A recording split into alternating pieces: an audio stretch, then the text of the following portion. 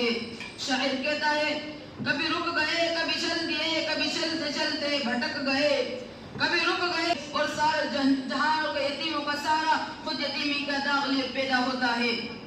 وہ بھول جاتے ہیں کہ بغیر باپ کی زندگی بسر کرنے والے اس معصوم بچے کی ماں بھی 6 سال کی عمر میں اسے جنگ و بیابان میں تنہا چھوڑ کر چل دیتی ہے۔ وہ بھول جاتے ہیں کہ دادا کا سایہ بھی چند مدت کے بعد سر سے اٹھ جاتا ہے۔ وہ بھول جاتے ہیں کہ وہ طالب کی عرصت و تنگی کا باعث زندگی اس حال میں گزرتی ہے کہ صبح کھایا تو شام کو بھوکے اور شام کو کھایا تو صبح کو بھوکے، فقر و فاقہ کے ساتھ ہوتے۔ ذرا تصور تو کیجئے، بکریاں چراتے ہوئے اس معصوم بچے کے پاؤں جب کانٹے چبھتے ہوں گے، تب اس کے گھٹنے چھلتے ہوں گے، تب اس کے دل میں کچھوں پہ لگتے ہوں گے، کاش آج میرا ابو زندہ ہوتے تو مجھے معاش کے لیے در در کی ٹھوکریں نہ کھانا پڑتی۔ ذرا تصور کیجئے، جب اس ننھے معصوم بچے کو بھوک ستاتی ہوگی تو کلیجہ کیسے ٹکڑے ٹکڑے ہوتا ہوگا، زخمی دل اندر ہی اندر آئے بڑھتا ہوگا، کاش آج میری اماں زندہ ہوتی تو مجھے اپنے پیارے ہاتھوں سے چھوٹے چھوٹے لقمے کھلاتی، میرا سر سہلاتی، میرا ماتھا چومتی، مجھے سینے سے لگاتی اور مجھ سے محبت کرتی۔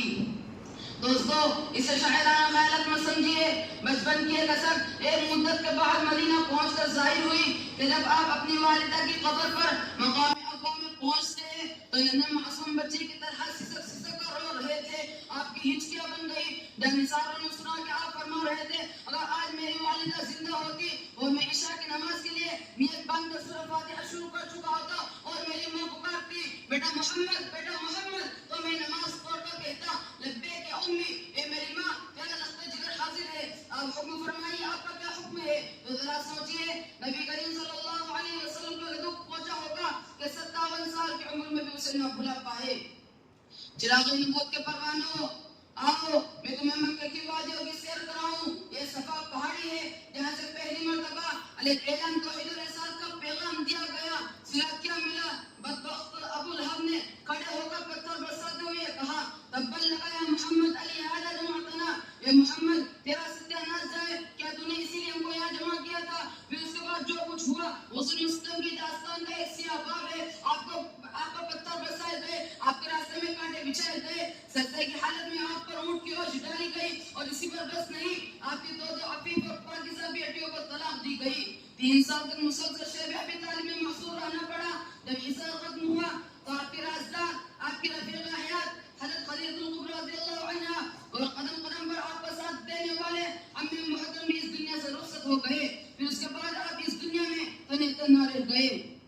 حضرات، مکہ والوں کو ظلم ستم کیا کم تھا کہ طائف والوں نے تحقیق کر دی تھی، ان ظالموں نے آپ پر فقر کسے، آپ پر پتھر برسائے۔ جانثار خادم رسول زید بن الحارث رضی اللہ عنہ آپ کو بچانے کے لیے دائیں طرف کو جاتے تو پتھر بائیں طرف سے آتے، اور بائیں طرف کو لپکتے تو پتھر دائیں طرف سے آتے، یہاں تک کہ آپ کی پنڈلیاں لہو لہان ہو گئی۔ اللہ کا رسول صلی اللہ علیہ وسلم کی زبان مبارک سے سخت ترین حالت میں بھی کوئی جملہ نہ نکلا، مگر ادھر آسمان دنیا میں کوہرام بپا ہے، سبے ملائکہ میں کلبلی مچ گئی، اور عرش الہی حرکت میں آتا ہے اور حکم ہوتا ہے جبرائیل میرے محبوب کے پاس پہاڑ کا فیصلہ لے کر جاؤ۔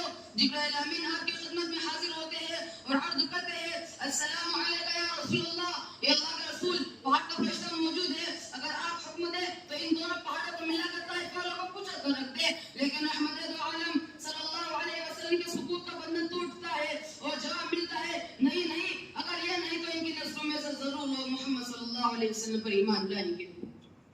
دنیا والوں نے دیکھا کہ طائف کے زخم رسالت میں صلی اللہ علیہ وسلم کے جسم پر ہوئے، مگر تقریباً 11 سال بعد سن 9 ہجری میں اما عائشہ کی روایت سے انکشاف ہوا کہ یہ زخم آپ کے جسم سے زیادہ آپ کے جگر پر لگے تھے۔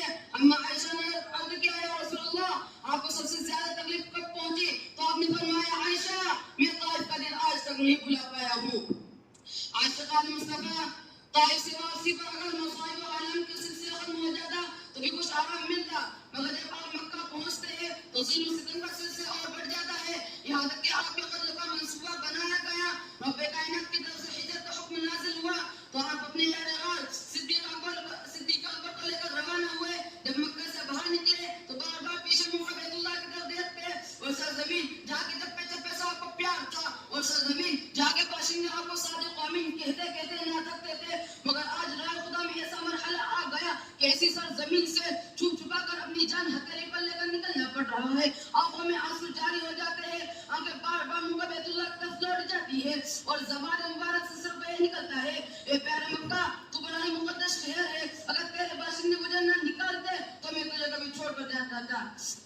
साथ में अपनी तकरीर खत्म करना चाहता हूँ। सलाम उस पर कि जिसने बेकसों की दस्तगीरी की, सलाम उस पर कि जिसने बेकसों की दस्तगीरी की, सलाम उस पर कि जिसने बादशाही में फकीरी की, सलाम उस पर कि असरार मोहब्बत जिसने समझाए, सलाम उस पर कि असरार मोहब्बत जिसने समझाए, सलाम उस पर कि जिसने जख्म खाकर फूल बरसाए। वाखिर दावाना अल्हम्दुलिल्लाह। माशाअल्लाह, बहुत मुबारक। माशाअल्लाह, तकरीर बहुत जामे है, लेकिन वक्त की नज़ाकत को देखते हुए मैंने इख्तिसार करवाया। अल्लाह ताला बच्चे की मेहनत को कबूल फरमाए, और जो इनके असातिज़ा इकराम ने जिस पर मेहनत की है, अल्लाह उनको भी कबूल फरमाए। देखिए, पूरा काम ये तमाम एक आदमी का काम हरगिज़ नहीं, ये तो उम्मत का काम है, अफराद का काम, सब मिलकर कर रहे हैं तो काम हो रहा है। सब मिलकर कर रहे हैं काम, तो अल्हम्दुलिल्लाह काम हो रहा है। और हम फिक्र करेंगे, क्योंकि ये बच्चे हमारे पास अमानत है, और हमारी जिंदगी हमारे पास अमानत है। ये अल्लाह ने हमें जो दिया है, जिंदगी भी एक अमानत है हमारे पास। कल हमारा चेहरा गुल हो जाए और इन्ना लिल्लाह का ऐलान हो जाए, उसके बाद मेरे प्यारे अज़ीज़ों को कोई मौका नहीं। इसलिए इसको हम खूब कीमती समझे। ये माशाल्लाह हम सब मिलकर कर रहे हैं और कोशिश कर रहे हैं। अल्लाह ताला इन कोशिशों को कबूल फरमाए। माल वाले माल लगा रहे हैं, जान वाले जान लगा रहे हैं, वक्त वाले वक्त लगा रहे हैं, ये सब मिलकर काम हो रहा है। हम जितना खुलूस के साथ काम करेंगे, अल्लाह की तरफ से उतनी ही बरकत आएगी अल्हम्दुलिल्लाह। मैं उसके बाद इन बच्चों की तकमील के लिए हाफिज मोहम्मद अहमद पटेल को दावत देता हूँ बिहार, और हाफिज मोहम्मद आशिफ, इन दोनों को दावत देता हूँ कि आए दोनों तकमील फरमाए। आशिफ सरखेड़ा।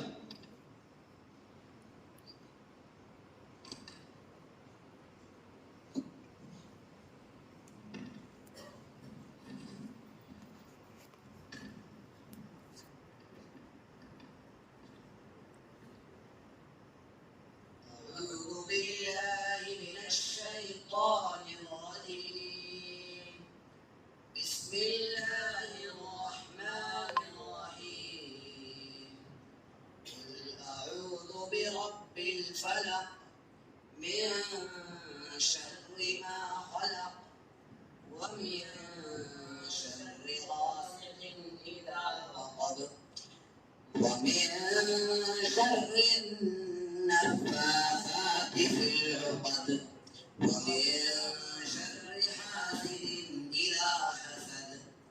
بسم الله الرحمن الرحيم. قل أعوذ برب الفلق قل أعوذ برب الناس ملك الناس إله الناس من شر الوسواس الخناس الذي يوسوس في صدور الناس من الجنة والناس. بسم الله الرحمن الرحيم. الحمد لله رب العالمين الرحمن الرحيم مالك يوم الدين إياك نعبد وإياك نستعين اهدنا الصراط المستقيم صراط الذين أنعمت عليهم غير المغضوب عليهم ولا الضالين. بسم الله الرحمن الرحيم. ألف لام ميم ذلك الكتاب لا ريب فيه هدى للمتقين الذين يؤمنون بالغيب ويقيمون الصلاة ومما رزقناهم ينفقون والذين يؤمنون بما أنزل إليك وما أنزل من قبلك وبالآخرة هم يوقنون أولئك على هدى من ربهم وأولئك هم المفلحون.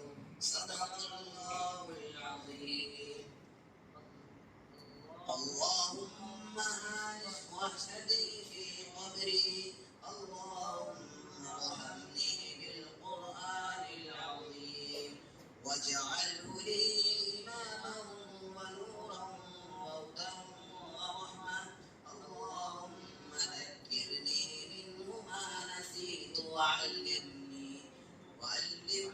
منه ما جهلت وارزقني تلاوته آناء الليل وآناء النهار واجعله لي حجة يا رب العالمين آمين.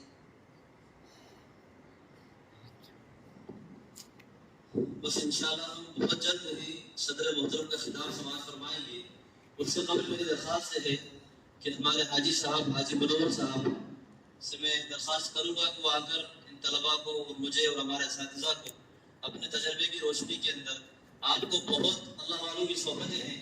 آپ کا کمال یہ ہے کہ لوگ دنیا داروں کو بلاتے ہیں لیکن آپ ہمیشہ ہر افتتاحی پروگرام میں بڑے سے بڑا پروگرام آپ کے گھر کا ہو آپ علماء کو سر کا تاج سمجھ کر علماء کو بلاتے ہیں. میری نگاہ میں میری چھوٹی سی عمر کے اندر ابھی تک میں نے ایسا بے مثال شخص نہیں دیکھا کہ جس کا یہ انداز ہو کہ علماء ہی کو بلانا. فیکٹری ہو شادیاں ہوں بڑے بڑے علماء آپ سے ٹچ میں ہیں.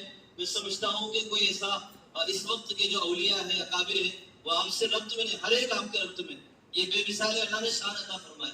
بس میں آپ سے درخواست کرتا ہوں آپ تشریف لائیں اور ہم سب کو اپنے انداز میں ایسی جامع نصیحت فرمائیں کہ ہم سب کے لیے آئندہ زندگی گزارنے میں آسانی ہو اور ہمیں وہ ہمیشہ ہر موڑ کام آئے.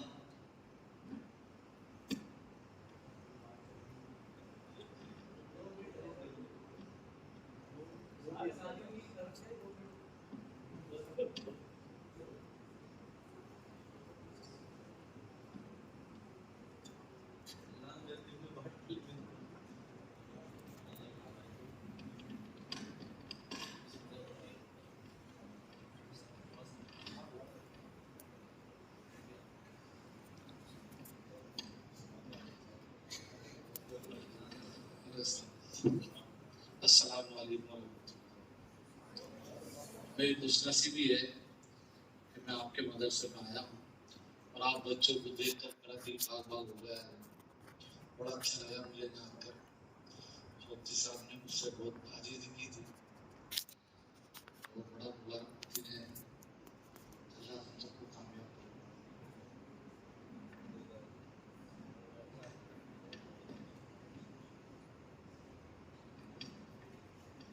جنید دیور ماشاءاللہ آئے وہ اپنی نعت پاک پیش فرمائیں.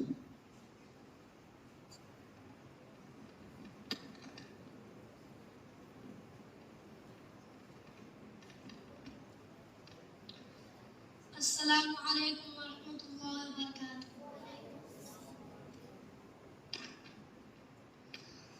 وہ جس کے لیے محفل کونین سجی ہے فردوس پری جس کے وسیلے سے بنی ہے. وہ جس کے لیے محفل کونین سجی ہے فردوس پری جس کے وسیلے سے بنی ہے. وہ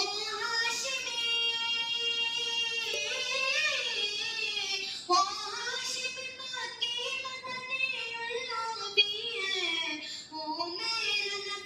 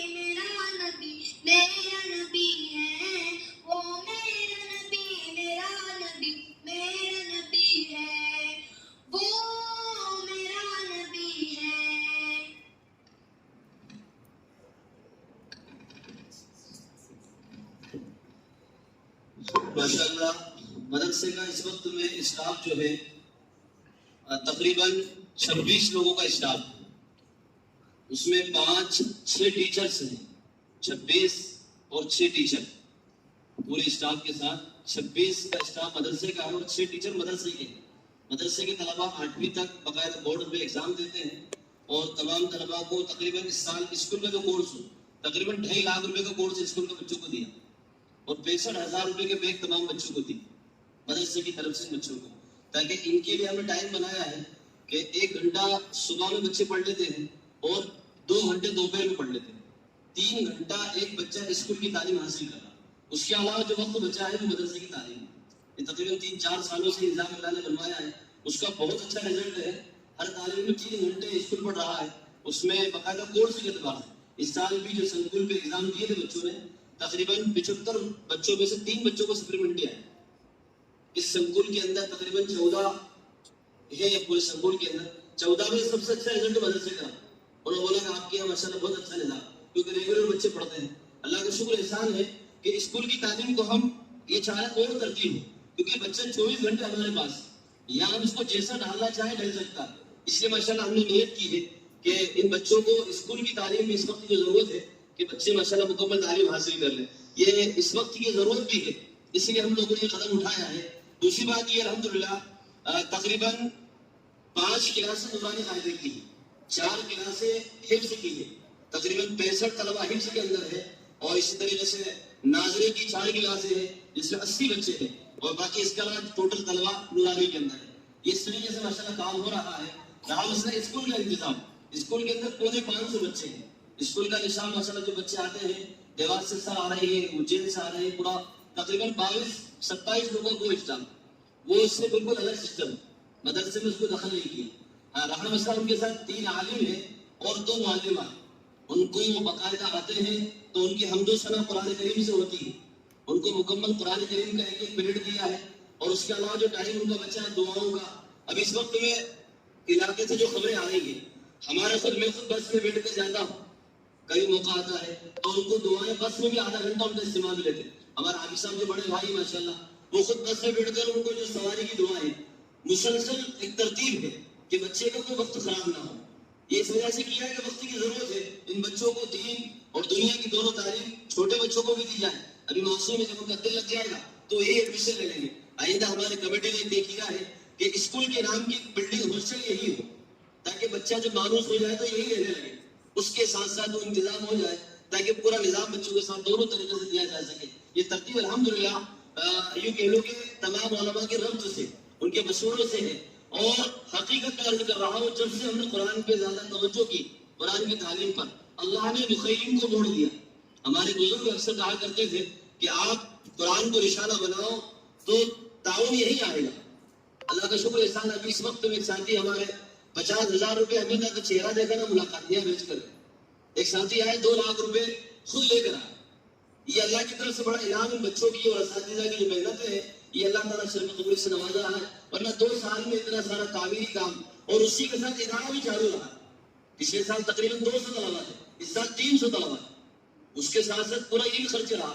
अल्लाह का शुक्र एहसान है कि सब के सब अहले खैर हज़रात की दुआओं से, उनके ताउन से हो रहा है। मस्जिद के अंदर अल्लाह ने 2 साहिब खैर खड़े किए, एक इंदौर के हमारे सलीम भाई कबाड़ी वाले, उन्होंने माशाल्लाह पूरा एक मस्जिद का जान-नमाज बन के उनकी तरफ से किया। वो खुद भी आए थे खाली देखने के लिए, रहबर ने कहा थोड़ा सा ताउन 50,000 तक की नीयत, लेकिन अल्लाह ने कबूल फरमाया। दूसरे साथी माशाल्लाह पूरा दूसरा ऐसा वो तो खाना मदरसे की तरफ से पढ़ रहा। और ये सब के सब मेरे प्यारे अजीजों, कहने का मकसद ये है कि ये उम्मत की अमानत है, हम उसके अंदर पूरी कोशिश के साथ लगे हुए हैं। अल्लाह का शुक्र एहसान है, हमारी और भी नियतें हैं कि इदारे के अंदर और भी जो बच्चों के लिए कमियां हैं उनको दूर किया जाए और अच्छा से अच्छा निज़ाम माशाल्लाह मुनज़्ज़म तरीके से हो सके, ताकि इन तलबा का मुस्तक़बिल रोशन हो सके, ये आलिम भी हो और दीन के दाई भी हो। उस सिलसिले में पूरी रोशनी माशाल्लाह हमारे सदर मोहतरम से दरख्वास्त करता हूँ, हज़रत मौलाना गुफ़रान साहब कासिमी ज़ी जो जामिया इस्लामिया देवास के मदरसे के माशाल्लाह नाइब नाज़िम भी हैं, आप तशरीफ लाए और अपनी बातें मुख्तसर अंदाज में फरमाया।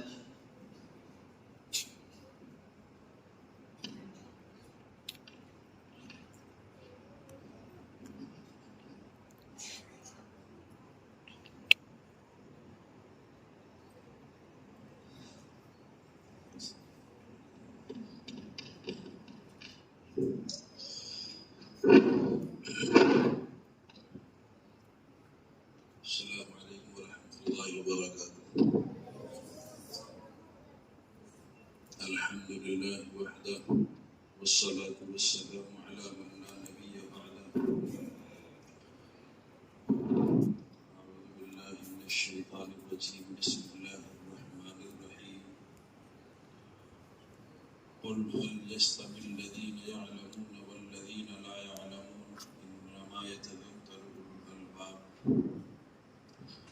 وقال النبي صلى الله عليه وسلم كن عالما أو متعلما أو محبا أو متبعا ولكن الخامسة الدهر أو كما قال عليه الصلاة والسلام.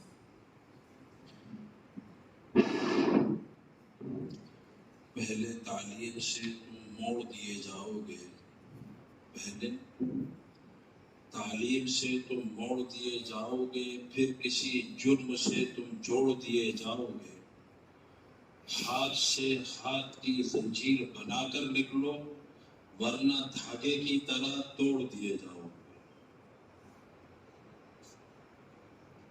معزز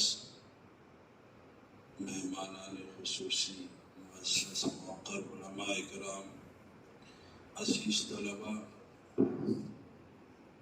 نہ تو اور ہمارے رفیق محترم حضرت مفتی صاحب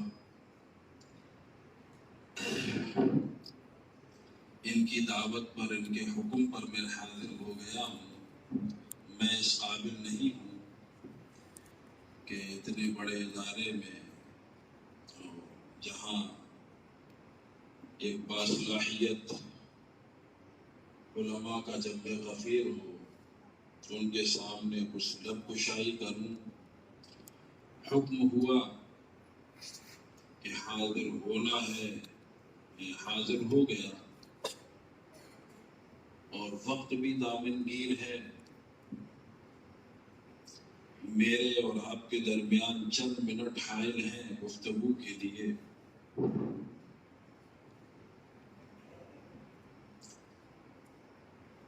عزیز طلباء، بزرگوں، دوستوں، علم کوئی تعلیمی ادارہ ہے، مجھے دیگر بات کچھ کرنا نہیں ہے۔ اس ادارے کے فضائل، اس ادارے کی ترقی، اس کی محنت، گد و کاوش، اس میں کس کس صاحب نے، کن حضرات کی قربانیاں کتنی ہیں، یہ سب آیا ہے، ہمارے سب سامنے ہے۔ اس سے متعلق مجھے کچھ اب لب کشائی کرنے کی ضرورت نہیں ہے۔ مجھے صرف اور صرف تعلیم سے متعلق چند منٹ صرف بات کرنی ہے کہ تعلیم ہمارے لیے کتنی ضروری ہے، کتنی ضروری ہے۔ اس تعلیم کو جو ہم نے اور ایک بڑا جنب غفیر ہے کہ اس نے بانٹ دیا ہے کہ ایک دنیاوی تعلیم اور ایک دینی تعلیم۔ یہاں پر شاید چھوٹے طلباء نہ سمجھ سکے، وہاں تک ہمارے معزز موقر علماء کرام تشریف فرما ہے۔ امام الانبیاء جناب محمد رسول اللہ صلی اللہ علیہ وسلم نے ایک موقع پر دعا کی، اللہم انی اسألک علما نافعا۔ ایک موقع پر آپ نے پناہ چاہی، اللہم انی اعوذ بک من علم لا ينفع۔ میں پوچھنا چاہتا ہوں، ان موقعوں پر حضور علیہ السلام نے کیا کسی دنیا کا علم یا دین کا علم، ان دونوں طرف کوئی اشارہ کیا گیا؟ کوئی اشارہ نہیں کیا۔ آپ نے دعا فرمائی، اللہم انی اسألک علما نافعا، اے اللہ میں آپ سے علم نافع کا سوال کرتا ہوں، ایسے علم کا جو ہمارے لیے نفع بخش ہو، انسانوں کے لیے نفع بخش ہو۔ اے اللہ، دوسرے ارشاد فرما، میں پناہ چاہتا ہوں ایسے علم سے جو نفع نہ دینے والا ہو، غیر نافع ہو، جس سے انسانوں کا نفع نہ ہو. ہمیں امام الانبیاء جناب محمد الرسول اللہ صلی اللہ علیہ وسلم کے ان دو جگہوں کے دو حدیث کے ٹکڑوں سے یہ پتہ چلتا ہے کہ علم کی کوئی تقسیم نہیں ہے. جن علموں کو ہم نے تقسیم کیا ہے وہ ہم نے اپنی طرف سے، کوئی دنیاوی علم نہیں ہے، کوئی دینی علم نہیں ہے، تعلیم کی علم کی کوئی تقسیم نہیں ہے. صرف یہ ہے کہ جو علم انسانوں کے لیے نافع ہو وہ دین ہے، اور جو غیر نافع ہو، نفع مند نہیں ہے، نفع بخش نہیں ہے، وہ علم نہیں ہے. اس کو دنیا کا کوئی بھی ہونا کچھ بھی نام دیا جا سکتا ہے، لیکن وہ علم نہیں ہے. علم وہ ہے جو انسانوں کے لیے نفع بخش ہو. اور علم یہ وہ دولت ہے، وہ چیز ہے کہ سب سے پہلی وحی جب نازل ہوئی تو سب سے پہلے اس کی طرف اللہ نے حکم نازل فرمایا، اقرأ بسم ربک الذی خلق. اس وقت مکے میں بھی تمام قسم کے جرائم تھے، تمام قسم کے گناہوں میں ملوث تھے لوگ. تو کوئی وحی یہ نازل نہیں ہوئی کہ آپ ان کو جھوٹ بولنے سے منع کرو، زنا کرنے سے منع کرو، شراب پینے سے منع کرو، اور فلاں گناہ سے لوگوں فلاں. صرف اور صرف یہ کہ ان کو جو ہے پڑھاؤ، تعلیم دو. اقرأ سب سے پہلا 2 سال تک پھر وحی نازل نہیں ہوئی. 2 سال تک سب سے پہلا یہ حکم آیا تھا. علم ہوتا ہے. اگر تم کسی قوم کو تباہ کرنا چاہتے ہو، اس کا ملیمیٹ کرنا چاہتے ہو، اس کو ختم کرنا چاہتے ہو، اس کے وجود کو، اس سے تعلیم کو چھین لو، وہ قوم خود ختم ہو جائے گی. آج ہمیں پورے طریقے سے، مکمل طریقے سے وقت نہیں ہے کوئی وضاحت کا. اپنے علاقے میں، اپنے گاؤں میں، اپنے شہر میں پورے طریقے سے ٹارگیٹ بنا کر جس سبق کو امام الانبیاء جناب محمد الرسول اللہ صلی اللہ علیہ وسلم نے 1450 سال پہلے ہمیں دیا تھا. کیا دیا تھا؟ طلب العلم فریضۃ علی کل مسلم و مسلمہ، کہ علم کا سیکھنا ہر مسلمان مرد عورت پر فرض ہے. مجھے بتائیں وہ لوگ جو یہ کہتے ہیں کہ بس اب ہماری عمر نکل گئی، اب ہمیں جو ہے علم کا کوئی سوال نہیں کیا جائے گا، ہمارے ماں باپ نے ہمیں نہیں پڑھایا. نہیں چھوٹ سکتے. حدیث میں امام الانبیاء نے یہ الفاظ ارشاد فرمائے، ہر مسلمان مرد عورت پر وہاں کوئی بڑے اور چھوٹے کی اور جوان کی کوئی تقسیم نہیں ہے، اور نہیں علم سیکھنے کا کوئی دور ہے. بچپن میں بھی سیکھنا ہے، نہیں سیکھ پایا تو جوانی میں بھی سیکھنا ہے، بڑھاپے میں بھی سیکھنا ہے. اور جو حرام و